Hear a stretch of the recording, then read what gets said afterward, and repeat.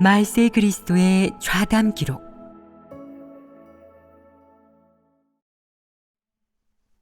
진리를 깨달아야 하나님의 행사를 알 수 있다. 하나님은 전 인류의 운명을 주재하고 온 우주 만물을 주재한다. 하나님의 주재에서 사람이 본 사실은 무엇이냐? 바로 세계와 우주가 아무리 크다 해도 거시에서 미시에 이르기까지 이 모든 것이 다 하나님의 주재와 지배 속에 있다는 것이다. 또한 인류의 염원이 무엇이든, 인류의 포부와 요구가 무엇이든, 인류가 어떤 방향으로 발전하든 하나님에게 있어 하나님의 주재와 지배는 전혀 이러한 것들의 영향을 받지 않는다는 점이다. 하나님이 만물을 주재하고 지배하는 원칙은 무엇이냐? 무엇에 근거하느냐? 하나님이 이 모든 것을 행하는 목적은 무엇이냐? 무엇을 중심으로 행하느냐? 하나님의 경륜을 중심으로 행하십니다. 맞다. 하나님은 경륜을 중심으로 이 모든 것을 행한다. 이 말이 조금 불가사의하게 들리겠지만 이 말에는 깊은 뜻이 있다. 즉, 하나님의 이 모든 사역은 사람의 의지에 따라 바뀌지 않으며 하나님이 주재하고 지배한다는 점이다. 하나님은 어떤 국가, 민족, 종족을 지배하거나 혹은 어떤 시대에 무슨 일이 발생할지를 안배하는데 이 모든 것은 사람의 의지로 바뀌지 않는다. 하나님은 시간, 공간, 지리, 인물의 제한을 받지 않는다.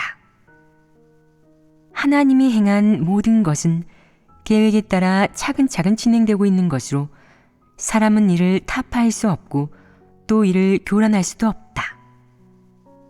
내가 원하든 원치 않든 인류 또는 어떤 종족의 주관적인 염원이 무엇이든 하나님이 행하기로 결정한 일은 어떤 사람이나 사물도 교란, 파괴, 좌우할 수 없다.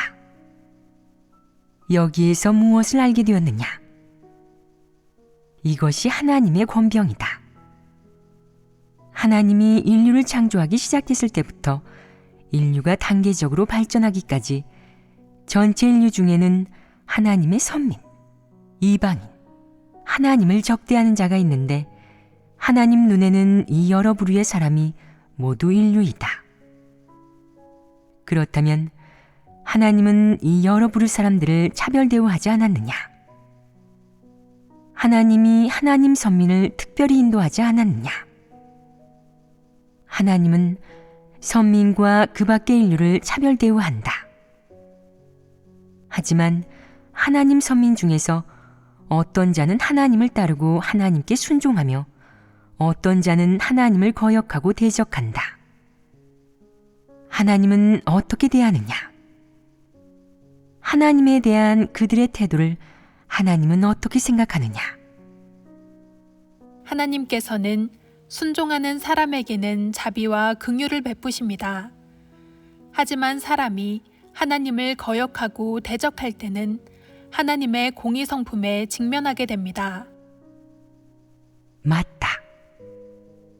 내가 스스로를 하나님의 선민이라고 여기든 하나님을 따르는 자라고 여기든 또는 이전에 하나님 집의 사역에서 어떤 공로를 세웠든 하나님은 그런 외적인 것들을 보지 않는다. 하나님은 하나님의 공의 성품이 있고 원칙을 가지고 사람을 대한다.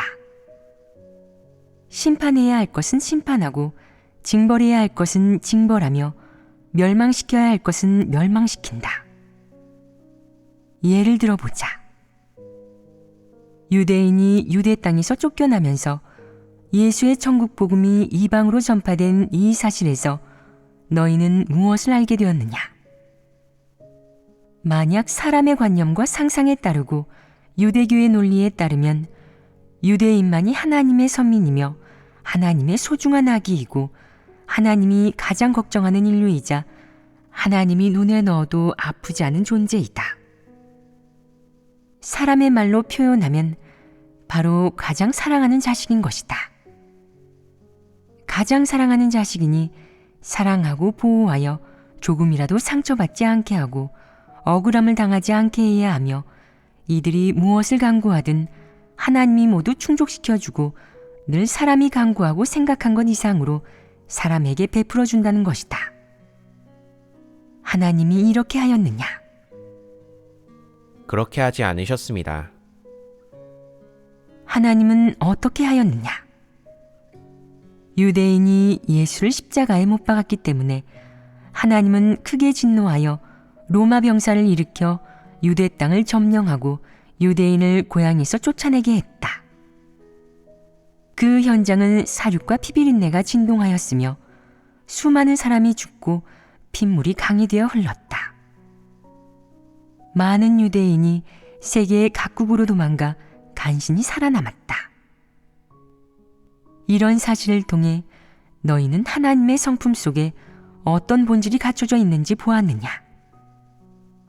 하나님의 공의 성품은 사람이 거스를 수 없음을 보았습니다.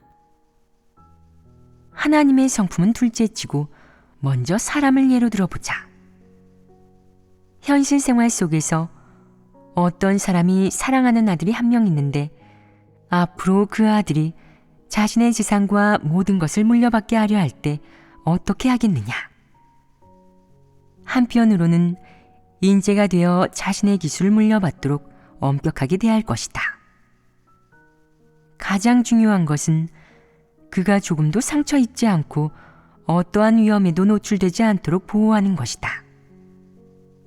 이렇게 하는 목적은 그가 살아남아서 자신의 모든 것을 물려받도록 하기 위함이다. 그렇다면 사람은 무엇 때문에 이 모든 것을 행하겠느냐? 자기가 사랑하지 않는 자식이나 외부인에게도 이런 행동을 하겠느냐? 이런 행동 방식이 있겠느냐? 사람이 가장 사랑하는 자기 자식에게 하는 이 모든 것은 사심, 감정, 사욕에서 비롯되며 사람의 본성 본질에 이미 이러한 것들이 갖춰져 있음을 명백히 알 수 있다. 사람의 감정과 사심에 진리가 있겠느냐? 공평함이 있겠느냐?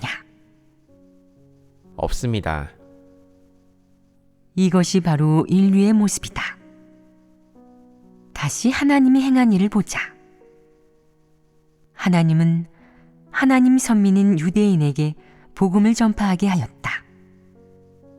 복음이 유대 땅에서 유대 이외의 이방 각 종족, 즉 아시아, 유럽, 아프리카, 아메리카 각 지역으로 전파되게 하였는데 어떻게 전파하였느냐?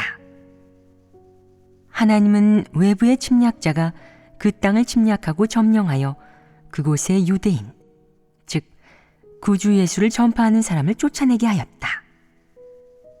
그들이 자신의 고향을 잃고 다시는 돌아가지 못하게 하였다. 그 후 그들은 세계 각지에 기거하며 살아남았고 바로 각자 자신들이 있는 곳에서 복음을 전파하기 시작했다. 구주 예수의 복음을 점차적으로 세계 각지로 전파하여 땅끝까지 전파하였다. 이는 하나님의 사역이 무척이나 실제적이라는 사실을 증명해 주었다. 주로 어디에 나타나느냐? 하나님은 매우 특별하고 비범한 방식으로 이스라엘 사람을 각국으로 쫓아내어 예수의 복음을 전파하게 하였다. 만약 그들에게 자발적으로 복음을 전파하고 하나님을 증거하러 각국에 가게 했다면 그들은 가정과 고향을 버리지 못했을 것이다. 이는 하나님이 그들이 나가서 예수의 복음을 전파하도록 그들을 친 것이나 마찬가지이다. 천국의 복음을 위해 하나님은 이런 대가를 치렀다. 하나님의 선민이 전쟁과 사륙을 직면하게 했으며 내쫓김을 당하게 했다. 유대인은 어쩔 수 없이 살 곳을 잃고 떠돌게 되었으며 세계 각국으로 망명해 복음을 전파하게 되었다. 이런 방식은 사람이 보기에는 너무도 사람의 뜻과 동떨어져 있다.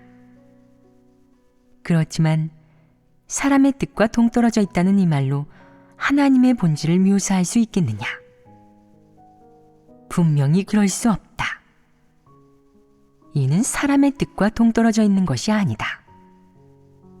하나님의 성품과 본질에는 사심과 감정이 없으며 하나님이 이 모든 것을 행한 것은 다 전인류의 발전을 위한 것이기 때문이다.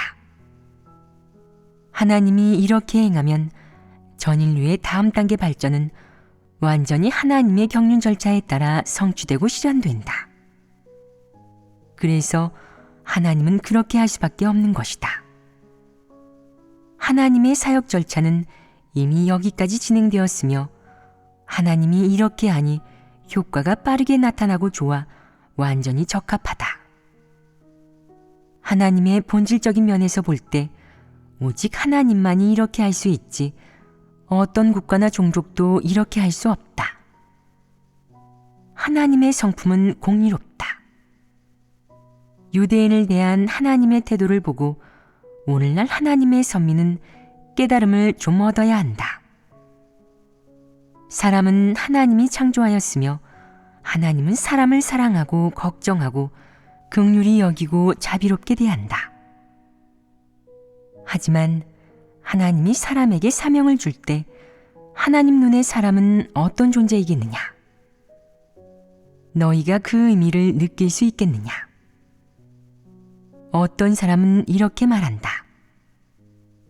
이렇게 보면 사람은 하나님이 보시기에도 가치가 없네요. 사람은 그저 하나님이 가라는 대로 가고 하라는 대로 하는 바둑알에 불과하네요.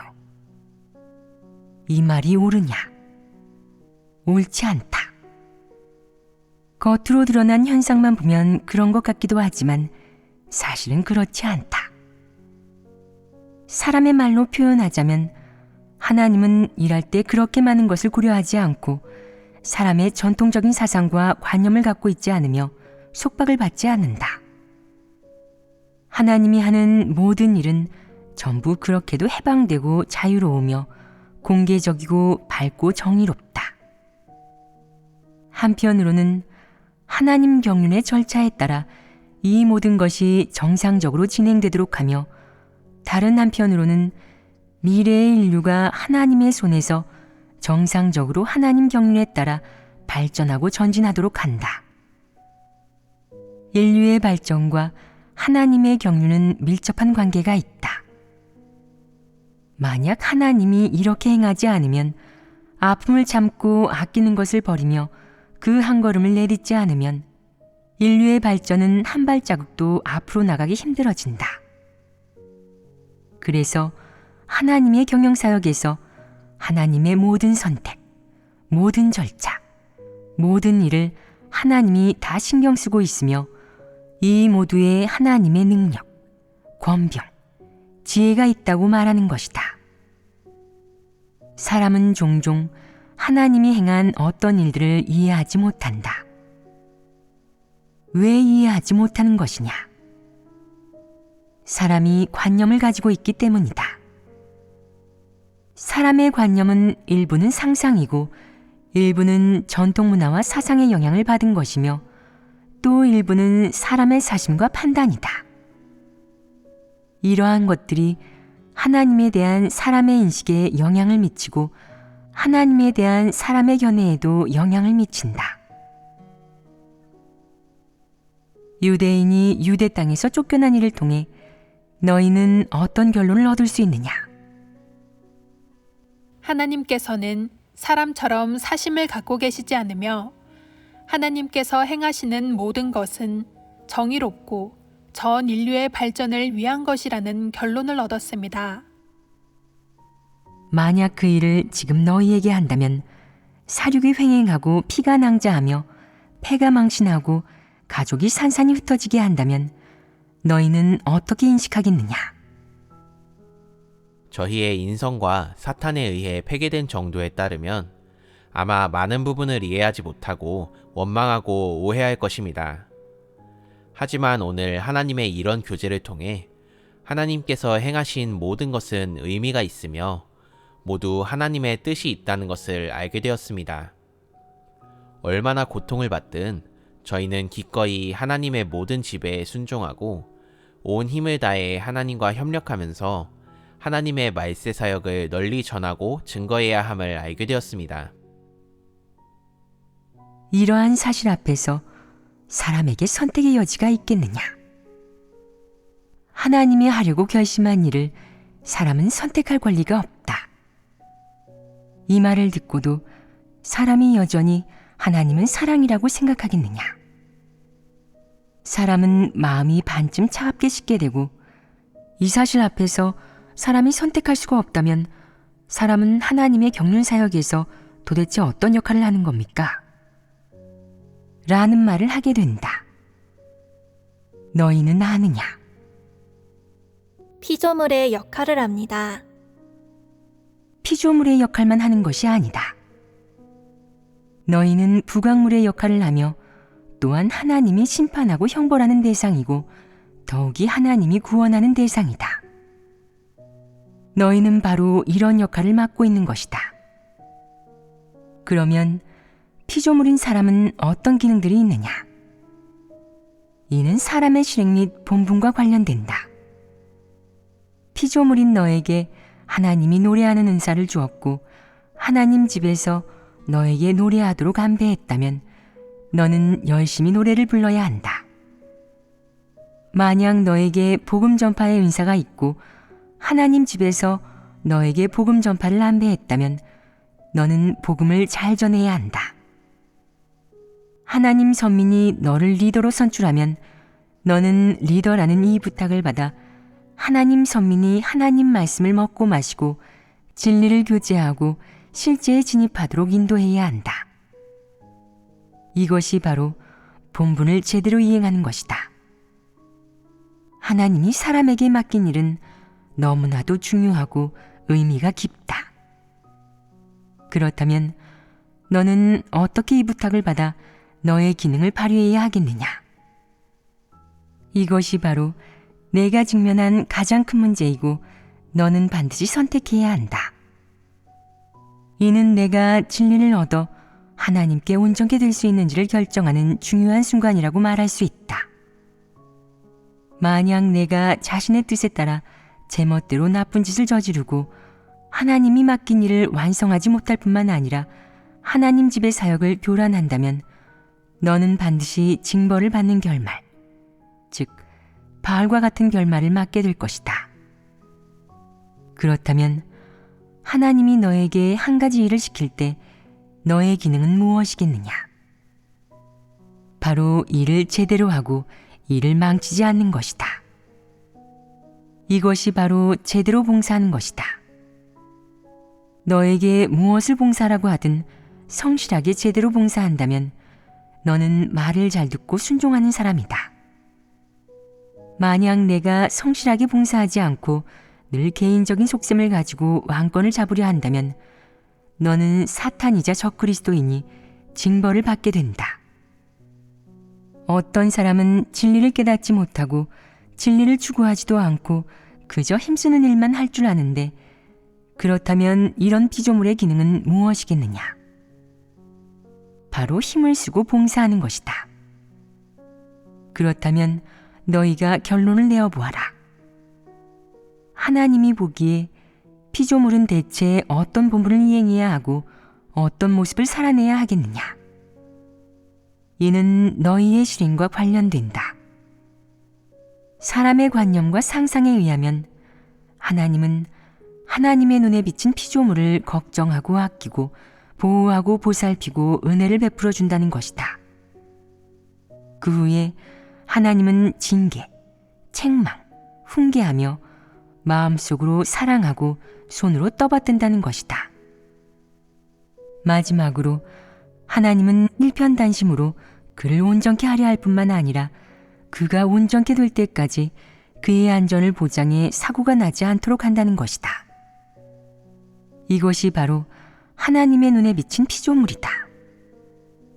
사람이 이러한 것들을 느낄 때 하나님은 그지없이 사랑스럽구나. 하나님은 너무 위대하셔. 하나님은 너무나 사랑받을 가치가 있어. 하나님은 자비와 긍휼이시고 하나님이 너무 좋아. 라고 느끼게 된다. 만약 사실과 대조해 본다면 하나님이 피조물을 단지 이렇게만 대했겠느냐? 아닙니다. 그렇다면 하나님은 어떻게 사람을 대했느냐? 하나님이 사람을 대하는 태도에서 사람은 또 어떤 관념과 상상을 갖고 있느냐? 사람이 받아들이지 못하는 것들은 또 무엇이냐? 의심의 여지가 없이 바로 하나님의 심판과 형벌, 시련과 연단, 책망과 훈계, 그리고 징계와 박탈이다. 심판과 형벌을 받아들이지 못하는 사람은 어떤 사람이냐? 진리를 받아들이지 않는 사람이라고 말할 수 있으며 진리를 받아들이지 않는 사람은 불신파라고 할 수 있다. 사람이 하나님의 심판과 형벌을 받아들이지 못하는 것은 바로 하나님의 사역을 받아들이지 못하는 것이다. 이는 어떤 성질의 문제이겠느냐? 이는 진리를 받아들이지 않고 하나님의 사역을 거절하는 성질이다. 이런 사람은 재난을 당해 징벌을 받을 수밖에 없다. 어떤 사람이든 하나님을 믿으면서도 진리를 받아들이지 않으면 구원을 받을 수 없다. 사람이 하나님을 믿게 된 후 하나님이 어떤 상황을 마련해 그를 드러내든 상관없이 이렇게 드러나는 과정에서 사람은 하나님의 축복과 은총, 보살핌과 보호를 볼 수 있느냐? 볼 수 없습니다. 겉으로는 볼 수 없지만 시련과 연단을 겪은 후에는 볼 수 있지 않겠느냐? 분명히 볼 수 있다. 그래서 많은 사람이 하나님의 심판과 형벌을 겪은 후에 하나님의 보호와 축복을 보게 되는 것이다. 하지만 진리를 사랑하지 않는 사람은 전혀 볼 수 없다. 그는 여전히 자신의 관념과 상상을 고수하며 하나님에 대한 반발심과 거역이 가득하다. 이것이 바로 불신파, 악인, 적그리스도 부류의 사람이며 이런 사람들이 하는 모든 것은 바로 반면교사이다. 바울의 예를 들어보자. 바울에게서 사람은 무엇을 보았느냐? 바울은 진리를 추구하지 않았다. 그는 하나님을 믿으면서도 육적 장래와 종착지만을 추구했으며 상과 면류관을 얻는 것만 추구했다. 하나님이 그렇게 많은 말씀을 하고 그렇게 그를 징계하고 깨우쳐주고 빛을 비춰주었어도 그는 하나님께 순종하지 않았고 진리를 받아들이지도 않았다. 줄곧 하나님을 거역하고 대적하였으며 결국 적그리스도가 되어 정죄되고 징벌을 받았다. 이는 반면교사이다.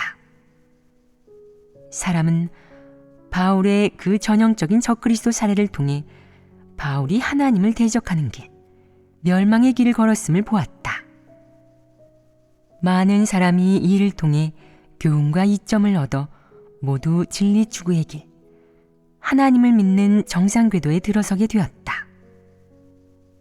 진리를 받아들일 수 있고 바울의 교훈에서 이점을 얻을 수 있는 사람에 대해 하나님은 어떤 마음을 갖겠느냐? 구원과 사랑입니다. 그렇다면 바울에 대한 하나님의 폭로, 심판, 정죄를 통해 사람은 하나님의 어떤 성품을 보았느냐? 하나님의 공의 성품을 보았습니다. 그렇다면 하나님 눈에 바울이라는 피조물은 무엇이 되었느냐? 봉사자가 되었다. 똑같이 다 피조물이지만 이점을 얻은 자와 드러난 자에 대한 하나님의 대처법은 완전히 다르다. 사실 하나님 눈에 이 두 부류의 사람은 모두 개미와 구더기처럼 가치없는 인류지만 하나님은 달리 대한다. 이것이 바로 하나님의 공의성품이다. 이 두 부류를 달리 대하는 하나님의 태도는 무엇에 근거한 것이냐? 사람의 행동, 본질, 그리고 진리를 대하는 태도와 사람이 걸은 길에 근거한다. 겉으로 봤을 때 하나님은 사람의 뜻과 동떨어지고 감정이 없는 듯하고 하나님이 행한 이 일은 지나치게 매정한 듯하다.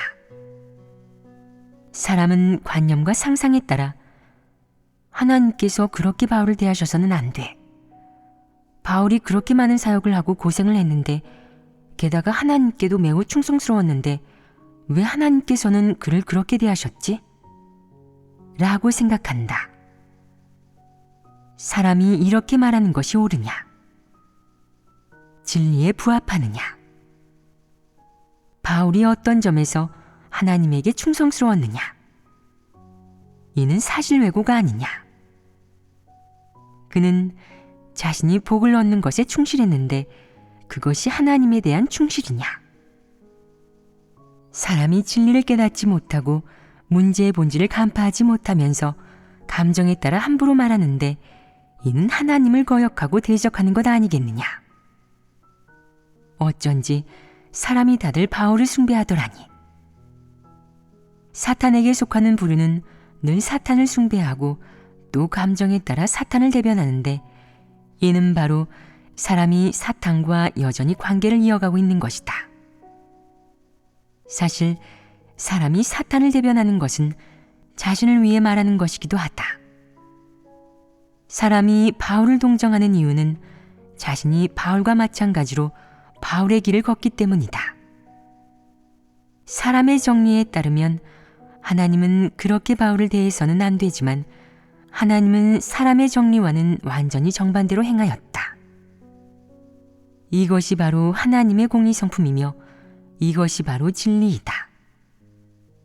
사람의 정리에 따르면 사람은 바울이 공로는 없다 하더라도 고생은 했고 고생을 안 했다 하더라도 고단하기는 했어요. 그가 그렇게 오랫동안 고생한 걸 봐서라도 그가 살아남도록 했어야 하죠. 그게 설령 봉사자라 해도 말이에요. 그가 징벌을 받고 저승 지옥에 떨어지게 하지 말아야 했어요. 라고 말할 것이다. 이는 사람의 정리이고 감정이지 진리가 아니다. 하나님의 가장 사랑스러운 점이 무엇이냐? 하나님은 사람의 정리를 갖고 있지 않으며 하나님이 행하는 모든 것은 전부 진리와 하나님의 본질에 따른 것이고 하나님이 나타내는 것은 공의성품이라는 점이다. 너의 주관적인 염원이 무엇이든 또 객관적인 사실로 내가 무엇을 했든 하나님은 상관하지 않는다. 하나님은 내가 한 것, 표출한 것, 걸은 길의 근거에 너의 성질을 정하고 너를 규정하며 너에게 가장 적합한 태도를 취한다. 바울의 결말이 바로 이렇게 생겨난 것이다. 바울의 사례를 보면 마치 하나님은 사랑이 없는 듯하다. 베드로와 바울은 똑같이 다 피조물인데 하나님이 베드로에게는 칭찬과 축복을, 바울에게는 폭로와 분석, 심판과 정죄를 하였다. 하나님은 그렇게 바울의 결말을 규정하였는데 여기에서는 하나님의 사랑을 볼 수가 없다. 그렇다면 바울의 사례를 통해 너는 하나님께 사랑이 없다고 말할 수 있느냐? 그렇게 말할 수 없다. 이는 하나님이 그를 여러 번 징계하고 또 빛을 비춰주어 회개할 기회를 주었는데도 바울이 죽어도 회개하지 않고 하나님을 대적하는 길을 걸어 결국에는 하나님께 정죄되어 징벌을 받았기 때문이다. 이 사례를 겉으로 보면 사람을 구원하는 하나님의 사역에서 사람에게는 선택권이 없는 것처럼 보인다. 비록 하나님이 사람의 선택에 간섭하지는 않지만 사람이 복받기를 추구하는 길을 선택하면 하나님은 사람을 정죄하고 사람은 징벌을 받게 된다는 것이다. 마치 하나님이 사람이 자신의 길을 가는 것을 허락하지 않고 진리 추구의 길을 가는 것만 허락하는 것처럼 보인다. 심판을 받고 정결함을 얻고 온전케 되는 것, 이 모든 것들을 하나님이 결정하는 것처럼 보인다. 사람이 하나님의 사역을 이런 식으로 보고 이렇게 하나님을 규정하는 것은 지나치게 터무니없고 황당하지 않으냐? 사람은 하나님의 성품이 공의롭고 거룩하다는 것을 전혀 알지 못하고 늘 자신의 길을 걷고 하나님을 대적하는 길 걷기를 선택한다.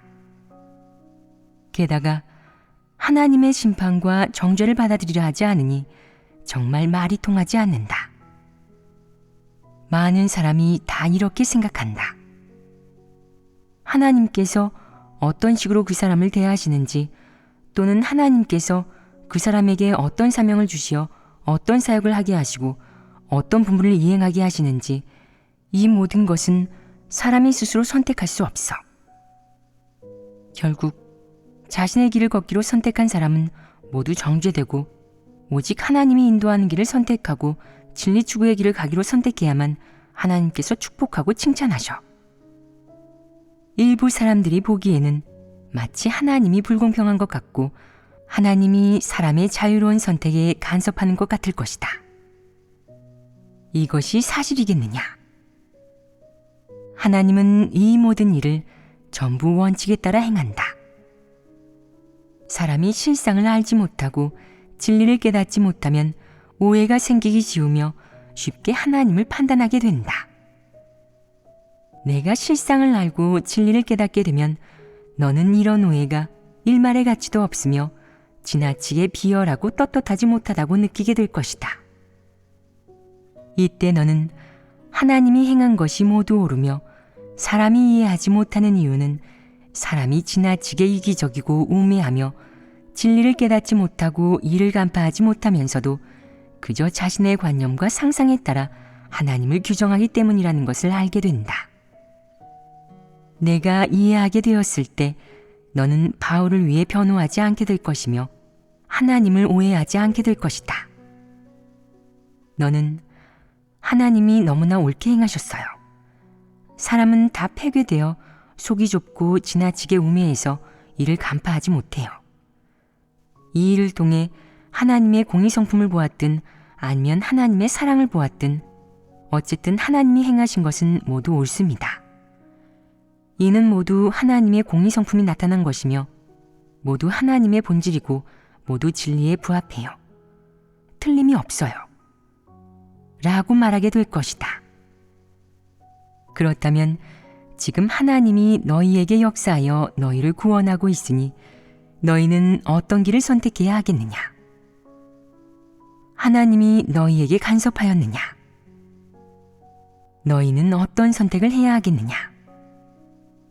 바울에게서 교훈을 얻어야 하지 않겠느냐? 베드로를 본받아 진리 추구의 길을 걸어야 하지 않겠느냐? 너희는 이 일을 어떻게 생각하느냐? 이는 너희가 진리를 깨달았는지 여부에 달려있다. 진리를 깨달으면 어떤 문제를 해결해야 하느냐? 진리를 깨닫는 목적은 바로 사람의 폐괴 성품과 다양한 고충을 해결하기 위한 것이다. 내가 해결할 수 없는 문제에 직면할 때, 그리고 너의 관념에 부합하지 않는 사람과 일, 사물에 직면할 때 이런 진리가 너에게 작용하게 된다. 그렇다면 내 개인의 생명 진입 및 어떻게 자신의 길을 선택할 것인지에 있어 바울의 사례는 어떤 도움이 되느냐? 하나님 앞에 나와 자신을 반성하도록 할 수 있습니다. 사람과 하나님 사이에 장벽과 오해를 제거할 수 있습니다. 너희 모두가 조금씩 언급하였고 모두가 약간의 수확을 얻었다. 가장 중요한 것은 이러한 진리 추구의 길을 선택하는 의미가 무엇인지, 왜 하나님이 이런 사람을 축복하고 칭찬하는지를 이해해야 하는 것이다. 이 문제를 이해하는 것이 가장 중요하다. 유대인이 쫓겨나 세계 각지로 떠돌아다니는 상황에 대해 방금 얘기했다. 이 사실에서 사람은 무엇을 보았느냐? 어떤 진리를 깨달았느냐? 이 일을 통해 사람은 성찰해야 한다. 하나는 사람이 어떻게 실행해야 할지 생각해보고 또 하나는 여기서 하나님 성품을 인식해야 한다. 그럼 우선 사람이 이 일에서 어떻게 실행해야 할지 얘기해보자. 하나님이 하는 모든 일은 사람의 의지에 따라 달라지지 않는다. 하나님은 하나님의 계획이 있고 하나님이 일할 때는 하나님 자신의 원칙이 있다. 사람의 태도는 어때야 하느냐? 어떤 일을 만나든 그것이 자신의 관념에 맞고 안 맞고를 떠나서 절대 하나님에게 대항해서는 안 된다. 어떤 사람들은 말한다. 제가 비록 거역하고 대적하는 면이 있지만 그렇다고 본분을 이행하는 것도 안 됩니까? 이런 태도는 어떠냐? 엄연히 안 된다.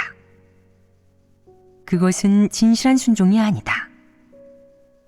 그렇다면 하나님에게 대항해서는 안 된다는 것은 구체적으로 어떻게 실행해야 하고 어떻게 실제 상황에 적용해야 하느냐? 두 가지 실행 원칙이 있다. 첫째, 하나님 뜻이 무엇인지, 어떤 진리를 깨달아야 하는지, 하나님의 부탁을 어떻게 협력해서 완수해야 하는지를 구해야 한다. 이것은 적극적인 면에서 사람이 해야 할 일이다. 둘째, 자기 내면에 하나님을 오해하는 부분, 순종하지 못하는 부분, 사람의 관념 상상에 관한 부분, 하나님과 합하지 못하는 부분을 성찰하고 인식해야 한다. 이렇게 하면 내가 본분을 이행하는 과정에서 정확하게 진리를 실행하고 원칙대로 일할 수 있고 이로써 하나님의 부탁을 완수하여 하나님께 기억될 것이라고 보장할 수 있다. 이 실행 원칙이 간단하지 않으냐? 간단합니다. 이 간단하다는 말은 어떻게 해석할 수 있느냐? 바로 하나면 하나, 둘이면 둘, 말의 윤곽과 표현이 분명해서 한 번 들으면 어떻게 실행할지 알 수 있는 것이다. 하지만 막상 실행하려면 그렇게 간단하지가 않다. 사람은 폐괴 성품이 있고 늘 이치를 따질 뿐만 아니라 상상과 관념도 많고 하나님에 대한 오해도 있기 때문이다. 사람은 이런 것을 해보해야 하고 하나님의 심판과 형벌을 받아들여야 한다. 영적인 이해력이 없는 사람의 경우 관념이 생겨날 것이다. 하나님은 사랑이라고 하던데 하나님은 왜 사람의 사상관념을 드러내고 심판하려고만 하실까? 게다가 하나님의 사랑은 본 적도 없어. 내가 본 건 하나님의 성품은 사람이 거스를 수 없다는 것뿐이야. 이것은 사람의 관념이 아니냐. 폐괴된 인류의 관념 상상대로 인류 전체의 발전 과정에서 하나님이 계속 긍휼과 자비만 나타내고 공의도 진노도 없었다면 인류가 지금까지 살 수 있었겠느냐. 진작 사탄에게 집어삼켜졌을 것이다. 마귀 사탄을 대하고 하나님을 대적하는 폐괴된 인류를 대할 때 하나님이 나타내고 드러내는 것은 사람이 말하는 사랑이 아니라 공의 성품이고 증오와 혐오, 심판과 형벌, 징벌과 멸함이다. 그렇게 해야 하나님의 성품이 공의롭고 거룩하고 거스를 수 없다는 점을 드러내어 사탄을 철저히 부끄럽게 할 수 있고 진정한 인류를 효과적으로 보호할 수 있다. 하나님은 줄곧 이렇게 인류를 이끌어왔고 또 이렇게 인류를 구원하고 있다.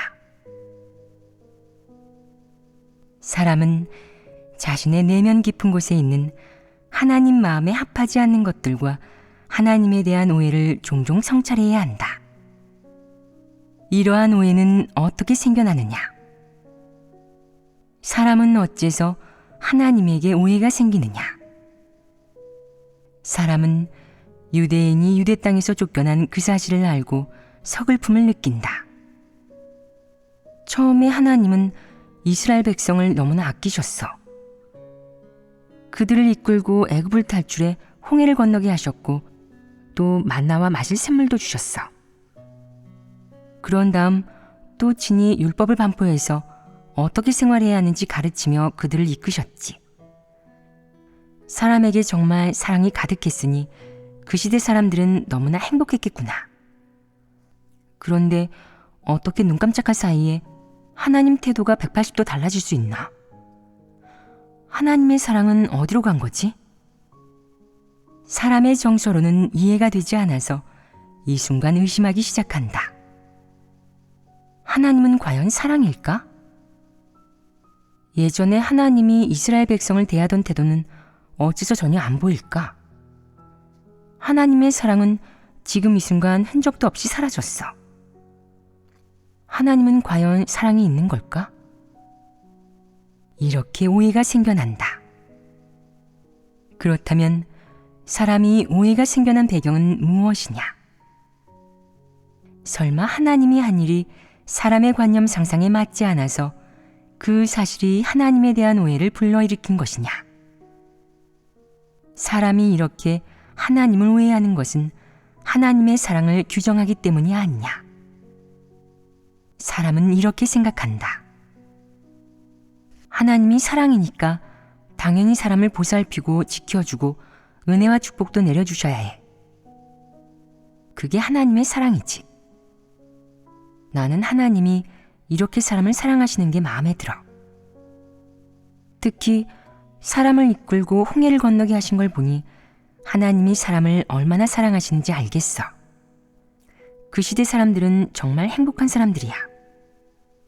나도 그중 한 명이었으면 좋았을걸.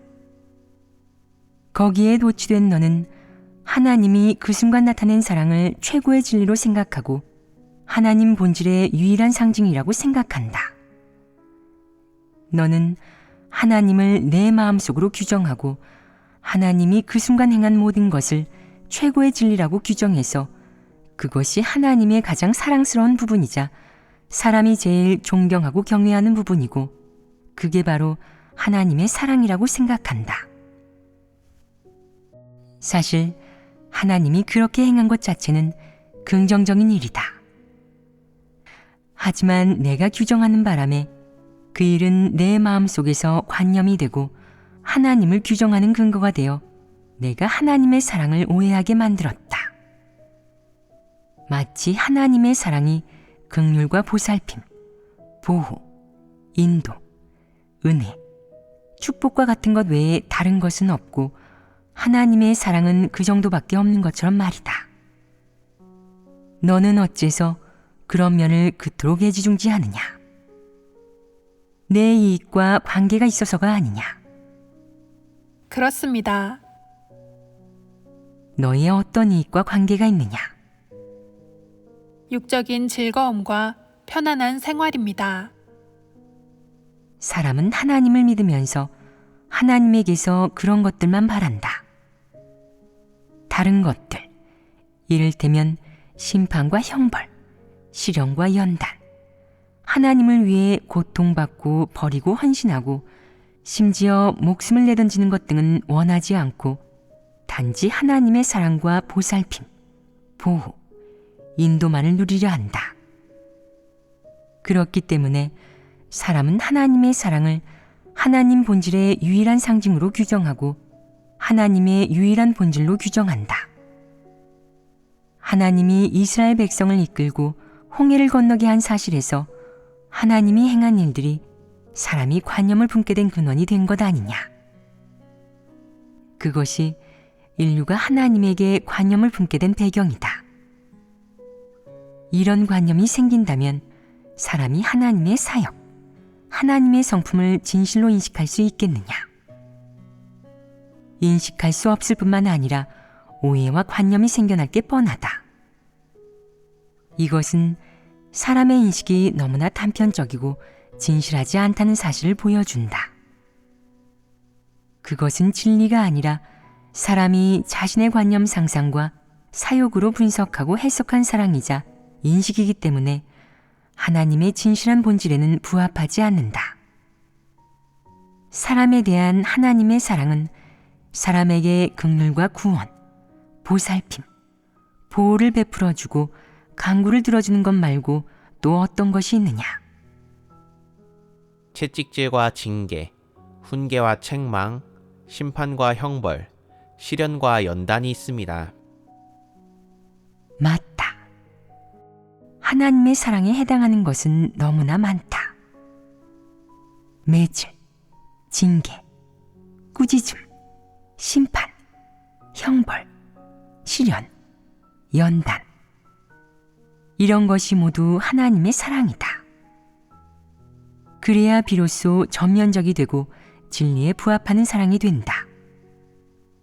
이런 걸 인식한다면 하나님에 대한 오해를 성찰할 때 자신의 치우친 면을 인식하고 자신의 잘못된 점을 훌륭히 반성할 수 있지 않겠느냐. 내가 하나님에 대한 오해에서 벗어나는데 도움이 되지 않겠느냐. 이런 경지에 이르려면 진리를 구해야 한다. 사람은 진리를 구하면 하나님에 대한 오해를 없앨 수 있고 하나님에 대한 오해를 없애면 하나님의 모든 남배에 순종할 수 있다. 하나님에 대한 오해를 없앤다면 유대인이 유대 땅에서 쫓겨나는 광경을 보고 이렇게 말할 수 있다. 인류와 피조물을 대하시는 하나님의 태도는 사랑만 있는 것이 아니라 매질하고 쫓아내는 방식으로 이끌어 주시기도 하는구나.